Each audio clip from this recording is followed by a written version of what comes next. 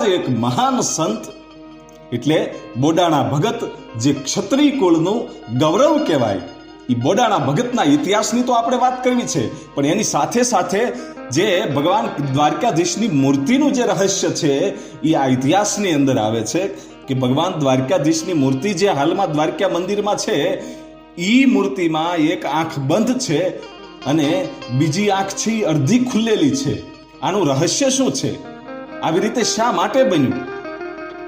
અને જે દ્વારકાધીશની મૂળ મૂર્તિ મંદિરમાં પહેલી વાર બેસાડવામાં આવી હતી, એ મૂર્તિ નથી, આ બીજી વાર મૂર્તિ બેસાડવામાં આવી છે. બીજી વાર મૂર્તિ શા માટે બેસાડવી પડી?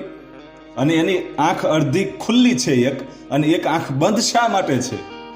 એના રહસ્યની પણ આ ઇતિહાસની અંદર વાત આવે છે.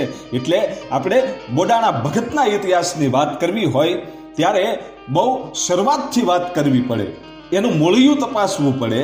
એટલે આ વાત આવે છે દ્વાપર યુગથી. દ્વાપર યુગમાં ગુજરાતની આપણી આ પવિત્ર ભૂમિમાં ખાખરિયા નામનું જે વન હતું, એ વનમાં એક મહાપુરુષ ડંક નામે એક મુનિ હતા. એ ડંક ઋષિએ એ ખાખરિયા વનની અંદર પોતાનો આશ્રમ સ્થાપ્યો અને ભગવાન શિવ છે એ શિવની આરાધના શરૂ કરી, એની તપસ્યા શરૂ કરી. અને 12 વર્ષના વાણા વાઈ ગયા અને માથે રાફડા જામી ગયેલા ભાઈ. અને પછી ભગવાન ભોળિયોનાથ છે એ પ્રગટ થયો ભાઈ. શૈલ શૃંગ સંગ વિશાળ જટા જૂટ ચંદ્ર બાલ ગંગ કી તરંગ બાલ વિમલ નીર ગાજે, ઈ લોચન થઈ લાલ લાલ કુમકુમ સિંદૂર ગુલાલ પ્રગટી વરસાજે.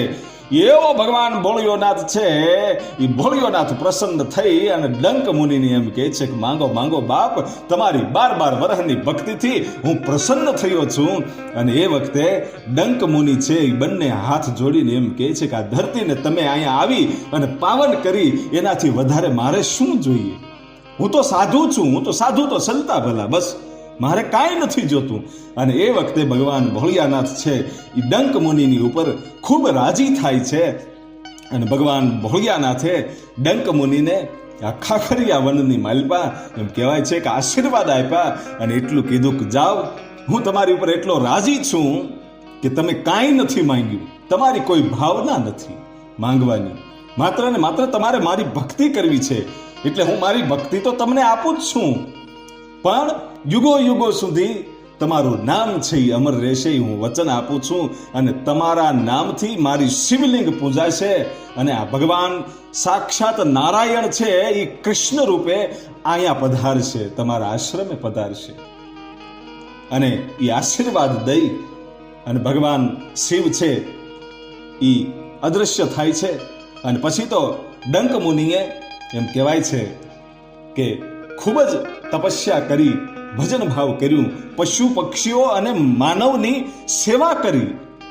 અને ત્યારબાદ એકવાર એને એમ લાગ્યું કે આ પશુ પક્ષીઓ અને માનવીઓ જે આવતા જાતા